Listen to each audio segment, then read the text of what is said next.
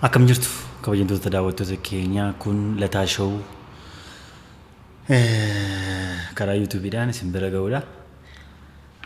Kutaa sadaffaasaa irraan qabadhee isinii dhiyaadha. Akka kanaan dura kutaa tokkoof lammaffaa irratti qophiiwwan turanii arguu yookiin dhaga'uu dhiisuu dandeessu. Har'a keessumaa tokko qabadheetan isinii dhiyaadha. Garuma gaaffiif deebii keessummaa kootii wajjin qabutti dabarra.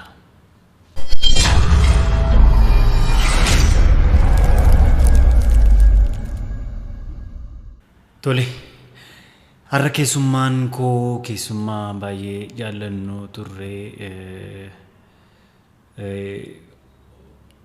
gara baatii tokkotti ture erga biraa dhabne goota keenya artistii Hacaaluu Hundeessaati.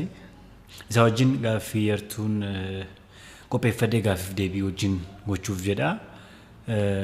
Kanaaf isin immoo na wajjin turtanii amma xumura sagantichaatti akkana wajjin taatan gamanumaan isin affeera. Haceen jirti natti fakkaata turarraa. Tole, hacee koo egaa guyyaa irraa bakkaatii qaamaan hin jirrettan siyaasofsiisuuf adeema. Mee akkuma kanaan dura jirtu jedhiiti gara gaaffiif deebii keenyaatti jalqabuutti ceena. Takaalamee jira hin dandeenye waa. Anaana takaalu waceekoo. Yaadachuun illee gaarii miti garuu mee akkatti rukutamtee nu biraa deemtee beenna. Yeroo rukutamte sana maaltu sitti dhagahame? Lafeedhaa miiladhe kaleena kirkirtee. Duukeetiif eenyuun komannaa jee? Mee baramoo dhaloota kam komannaa? Garuu toof komannee gaariidhaan jedhaan ofii kooti. Garuu siin aceekoo dafnee si dhabnan seene. Kichuutti si dhabnan seene. Akkam guuna maalo.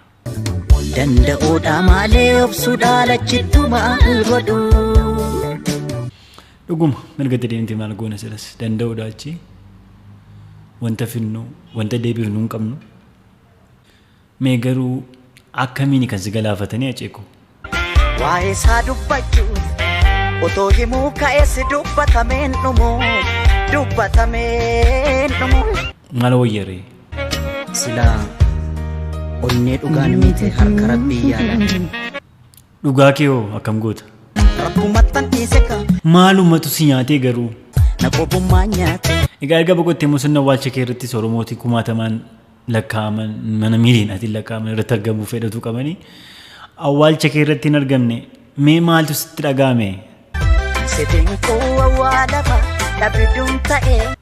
Ayi yeroo gooti meeqallee awwaalcha gootaa awwaalamuu dadhabutti geenyeerraa jechuudha. Namuma akkasumaan du'ellee nama hedduutti irratti argamee awwaalcha gaarii godhaafi hangee garuu dhuguma awwaala dhabduu taate.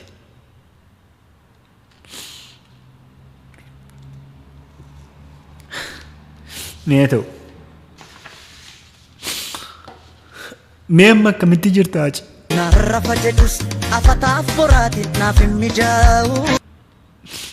Nanaa dhokku.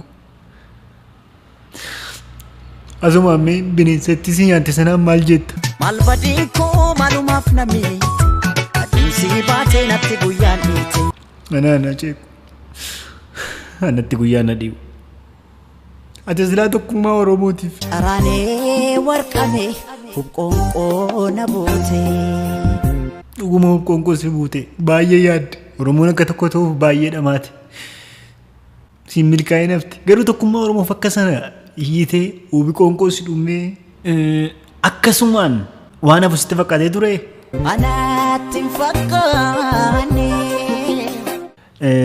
Akkam beekuttis akka Oromoon mara beekuttis ati waan kaateef galmaan hin geenye tokkummaan Oromoo hin jiru amma gandaa wal qoonneerraa amantii wal qoonneerraa godina wal qoonneerraa utuu siin milkaa'in maaliif kichuutti nu jalaa deemte maal wajji lafti galma kootisi na jalaa fagaate sababa jalaa fagaatteef dhiistee deemte haa ta'u egaa dachee nagas liqimsitee of keessatti gashatte tutureera akkami amalli dachee gara jabeettidha mala namaan himtu hacee warra ergumaati boqotteeyyuu maqaa keen dallalaan jiranuuf maal jetta anaan na qabattee maaf anaan na miita sedhamne kan miidhamnu irratti faayidaa siyaasaaf jecha hekeraa keellee boqochisaan jiran miti hacee kana aarsu bifum tokkoon meeqan du'e bifum tokkoon meeqan du'e dhuguma meeqa duute biyyi tokko du'aati meeqa duute beektaa goota egaa ati dabartee booda waan amma Oromoon keessa jiru kana otoo dhageessee maal jettaa hacee ooyee mankaraaree imimmoonii lakkuurroobse amma iyyuu rakkoon Oromoon dhaabbanne maceeku anaanii gadhammeetiyya anaa nyaatu biyya qomootiyya kun hundi maaliif Oromoo irratti ta'a garuu dubbii keenya takkan taane darara kana hunda kan nuti agarruuf kan nuti biliqasi dhabneefoo walii guduunfuuf sakaaluun dantaa taate walii gamnee rakkoonis keenya taate siiniyyuu kanarra biraas dhabnu kaleessa maqaa baay'ee sirra keenya irra miti naaf gameera waa'uu silaa kan sitti duulu namaa bineensan qabu atoo kaayyoo fi ga'umsa kee dhiistee dagattee taa'acee hin dhiifne hin daganne maaliif ija sitti diimeffatu garuu haqan qaba dhugaadha aceeku Oromiyaa hedduudhuma tokko jaallatta miti dammuma birraa natti taate mee Oromiyaadhaan maal jettee turte siif jiraadhee du'uun koo egaa waan hin oolle Aceegaa ati tokkummaa Oromoofis baay'ee namoota qabsaan keessaa tokko turte miti otoo naaf milkaa'e egaa bar tokko ni milkaata tokkummaa dhaabbilee Oromoofis akkati qabsoofte beekaa har'aa boreetu kana fidee Acee sababa hangaa irratti Oromoon tokko ta'uu dhiisee gandaaf godinaan wal qoodeef deebii argattee qabdaa laata eenyuun na deebisee siif milkaa'ee bar tokko ta'uu Oromoon tokko ta'ee maal jetta kunoo har'as annan jira eeyyee dhuguma ta'uu Oromoon tokko ta'ee wal qooduu dhiisee tokkummaan dhufte Hacaaluun kaayyoon isaa kana sababa tureef jirtaa jenna nus sila ati mee dhimma Oromoo facee fira kootiin gargar ba'e fira faana gargar ba'e dhuguma Oromummaa si galaafate Oromoof jiraachuutiif malee utuu akkuma warra kaaniitti jirta ta'e yoona lafa barbaadde akka barbaaddetti jiraatta tokkuma warra kaanii ta'e garuu sababati waa'ee Oromoo dhimma Oromoo haasoftuuf yeroo hundumaa Oromoof dhaabbattuuf kun sirra geessee Acee maal jettamee waan biraas silaas waan nabdu jedheetanii of harkaa waan haasoftu walii gallee yookaan alaan gallee dhuguma yookiin waliin gallee yookaan alaan gallee silaa isa bara kanaa maal jireenyaa jedhu zoomma gartee Acee kan durii caaleem gabaabamatti ormaaf darbaa maal goonee maaf nu darbaa ati silaa amma kana hoodan jirtu sin argannu deebine mee rabbitti maal jettee nuuf himtaa Acee yaa rabbi yaa gooftaa koo tokkicha koo mootii hundaa walii galiitii nuu tolii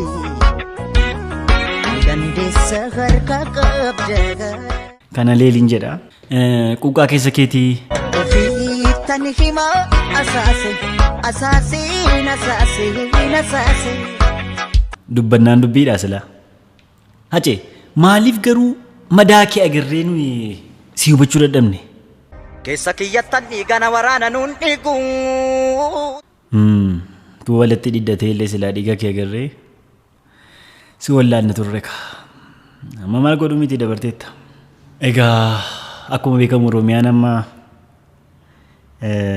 gadda kee waxalamtee gadda keessa jirti. Mee jajjabeessi Oromiyaa. Oromiyaa tiyyo sore ko sore otoo nuti jirru naaftu booddee. Mee xumura irratti hacee waan haasa'uun qaba jettee ani immoo si gaafachuun bira darbee yookiin irraanfadhee waan tokko akka itti dubbattuu fi eeyyama sii kenneera kuna. Harki harii kan nyaatu dina ofii malee. Ayyee galatoomni hacee. Egaa kabajamtoota daawwattoota keenyaa lataa shoo kutaa sadaffaan gaaffiif deebii nama Oromoo nama jedhee waamaana caalu isaa wajjin gaaffiif deebii gooneen kanaan xumurama. Waan wajjin turtaniif waan wajjin taataniif amma ammaatti galanni keenya guddaadha. Viidiyoo kana yoo jaallattan sheer godhaatii walii keessaniin ga'aa. Baay'ee galatooma waan wajjin turtaniif lataa shoo kutaa sadaffaan kanuma fakkaata. Yaada qabdan gaaffii qabdan kamiifiyyuu yaada as koomentii irrattis kennuu dandeessu. Karaa feesbuukis karaa agartan kana naquunnamuu dandeessu. Baay'een isin galateeffadha jajjabina naa laattaniif isinis akka jajjabaattaniin fedha. Dhumarratti Hacaaluu nutu ajjeesuus danda'a nutu jiraachisuus danda'a. Hacaaluun tokkummaa Oromoof baay'ee dhama'ee Oromoon tokkoon ta'u ta'ee Oromoon akka gandaatti wal qoodee akka kanatti jiraanna taanaan Hacaaluu dhuguma du'eera. Hacaaluun du'eera. Beeka Hacaaluu kana booda deebi'ee hin sirbu. Hacaaluun kana booda deebi'ee nuun falmu. Hacaaluu kana booda waltajjii irratti hin agarru.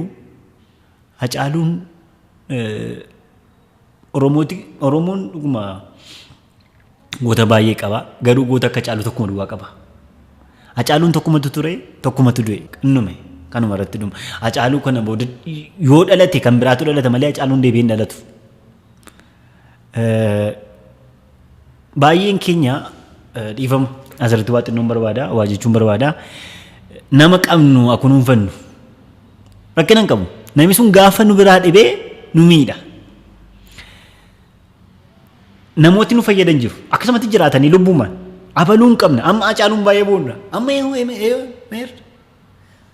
Hacaaluun baga kan keenya ta'ee jedhaan dur. Baguma mucaa keenya taatee Haceen jedha. Har'a garuu hin jirtu mucaan keenya. Nu biraa dhibdeetti. Garuu gaafa isheen jirtu waan baay'eetti hin jenneerra. Qeequusa ta'u maalis haa ta'u. Isokee garuu nama keenya akunuunfannu agurfannu walitti taa'imnu addabaabaayii irratti bakkee irratti wal saaxiluu haa dhiisnu. Wal arrabsuu haa dhiifnu. Walitti kawwaa dhiisnu.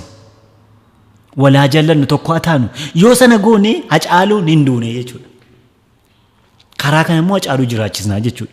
Kaayyoo Hacaaluun kaateef galmaan keenya taanaan Hacaaluun jiraatteetti jechuudha. Haqa isaa isatu waaqatu rabbitu beeka. Isa kana wanta hin jedhu hin qabu. Garuu isa jiraachisuu hin dandeenya akka kanatti. Isa ajjeesuu hin dandeenya. Nuumatu ajjeesasi nuumatu kaasa. Beekaa keenyas egerbooriifis walaa gorfannu. Maayini feesbuukii irratti wal arrabsan. Abaluu jennee suuraa nama gadhiisnee suuraa goota keenyaa gadhiisnee suuraa nama Oromoo keenyaa gadhiisnee wal arrabsuun faayidaan isaa natti mul'atu. Utoo Oromoo arrabsina ta'e waan tokko rakkina hin qabu. Nuuma taanaan garuu walaa gorfannu karaa keessaa karaa namoota bebbeekanii walaa gorfannu akka sanan jedha. Namni gaafuma nu biraa deemu nu miidha. Gaarummaa isaas kan agarru gaafuma inni nu biraa dhibudha. Hacaaluun deebi'ee hin sirbu. Hacaaluun deebi'ee rakkoo uummata isaa ba'een dubbataa ija fuudhee hin jiru. Cal boollaa gadi ta'eera hin jiru kana booda. Garuu nuyi tokko yoo taane akkuma jalqaba akka kaase yoo walii galle yoo Oromoota taane biyya Oromiyaa jedhamu kaa'achuudhaaf yoo deemne Hacaaluun dhuguma jirti jechuudha. Kana jechuun barbaada. Kanaafuu mee jedhaa isinitti dheeressu Lataashoo kutaa sadaffaan kanumaan haa xumuramu torban immoo sagantaa biraa yookiin sagantaa kanaan dura fakkaatu kutaa tokkoffaaf kutaa lammaffaa irra tureen deebinee wal agarraa hunda keessaniif jajjabinan baay'ee isin hawwa inni irraanfatamu garuu ammoo dandeenye jireenyi itti fufa sababa ta'eef Hacaaluu yoomiyyuu nu irraanfannu amma sirbisaa jirutti yoomiyyuu nu irraanfannu Hacaaluu garuu walii keenya jajjabaannee ofii keenya akka Hacaaluutti hojjennu akka Hacaaluu ta'uuf adeemnu tokkummaa Oromoof hojjennu isa kanan jedhaa baay'ee galatoomaa ulfaadhaan jedhaa uffata kana akka kanaan kan naaf hojjette kan seenaa kiloozing baay'een galateeffadha isin immoo ciao